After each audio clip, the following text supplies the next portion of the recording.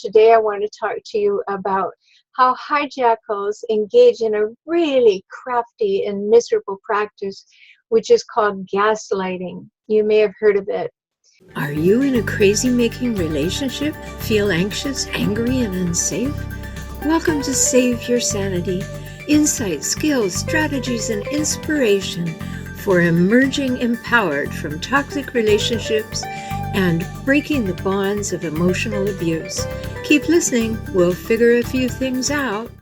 Gaslighting is a thing that happens to you when you're with a hijackal, and you really begin to doubt yourself. You begin to question your sanity, second guess yourself. And if you're doing those things, I invite you to look at the possibility that you're being gaslighted on a regular basis. Now, what is it? It's psychological manipulation. It's when you think something happened and you think that you are right about something. Maybe you made an agreement. Maybe you had a conversation with your partner and you both agreed to meet at a certain place at a certain time. And then when the conversation happens because the meeting didn't happen, they tell you that, well, you were wrong. What were you thinking? You forget everything. You're really not trustworthy at all or reliable. Yeah, there you go, being like that again. And you start to say, wow, am I really untrustworthy? Am I really unreliable? I was absolutely sure that that happened. But this psychological manipulation called gaslighting is to make you always be questioning yourself and your sanity. And it's really a cruel thing to do, but it's one way that hijackals manipulate you, and they seduce you, and they exploit you. And you become used to it. It starts in a little tiny way, and then slowly it builds. And you'll remember from other videos that I said one of the hallmarks of a hijackal is what I call incredulity.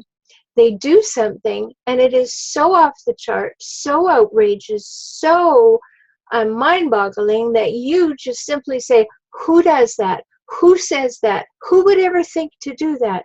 Well, this is part of that incredulity. It's disbelief that this is happening. And so you begin to second guess yourself, and therefore the hijackal gets control over you.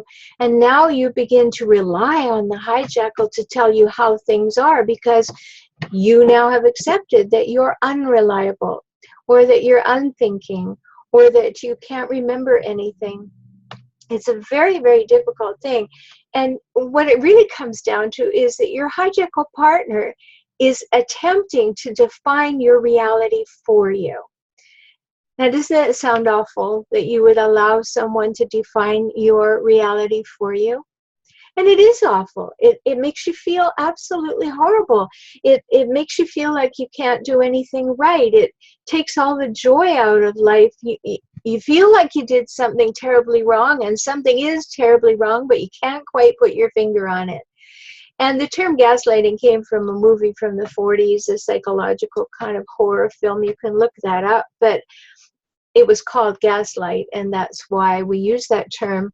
But first of all, we have the disbelief, and there's a whole book about this if you'd like to read it, called The Gaslight Effect, and it's by Robin Stern, so you can look at that.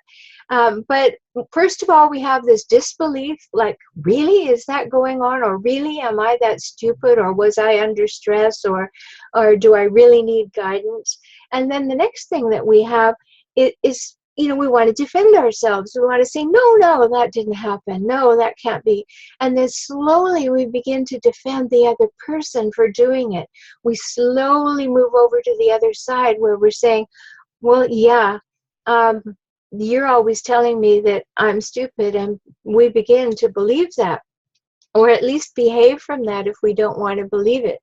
We begin to feel like we need that hijackal in order to define our reality. And when we put it in those words, it's really unpleasant, isn't it? So I hope you'll remember that. And the key to getting out of it is to not go into a depression about it. Even if you're in a depression about it now, giving it a name, beginning to lift yourself out of that. That's what's important. It's so important to recognize it and begin to refuse to accept it, to begin to stand more upright and firm and assertive and know that you did or said or didn't do or didn't say what actually happened, and refuse to accept the fact that your reality is questioned and their reality is so without question. That's the moment of breakthrough, when you realize, no, sorry, I'm sticking with my story.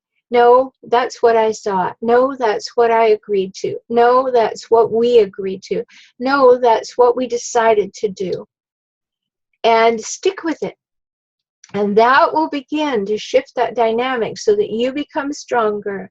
And remember, when you become stronger, you will be more assertive. And assertive means that you know that you deserve to take up space and draw breath, and that at any time you are 100% free to tell anybody what you think, what you feel, what you need, what you want, as long as you don't use the word you and talk about them. Speak only about yourself.